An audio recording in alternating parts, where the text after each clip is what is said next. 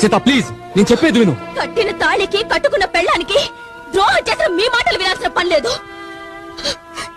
ఎంతో ఓర్పుతో నేర్పుతో సంసారం చేశాను. ఆఖరికి మీకు పిల్లలు పుట్టని తెలిసినా మీ భార్యగా భరించాను. మీ మీద జాలి పడ్డాను. పిల్లలు పుట్టింది వాడికి కాదు, నీకు. ఆ లోపం ఉంది నీలో.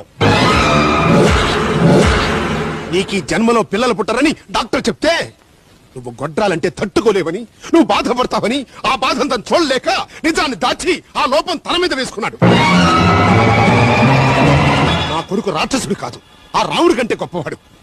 ఆ దశరథుడు కోరితే ఆ రాముడు రెండో పెళ్లి చేసుకునేవాడో లేడో తెలియదు కానీ నా కొడుకు మాత్రం నిర్ముఖ మాటగా చెప్పాడు రెండో పెళ్లి వద్దు అని. నాకు పిల్లలు లేకపోయినా పర్వాలేదు, సీతే నా సర్వస్వం అన్నాడు. చెప్పుడు మాటలు విని ఆ రాముడు సీతని అడవులు పాలు చేశాడు. కానీ నా రాముడు మగతనం లేనివాడు, కొజ్జావాడు అని ఊళ్ళో వాళ్ళందరూ అంటున్నా అన్నీ విని మౌనంగా భరించాడే తప్ప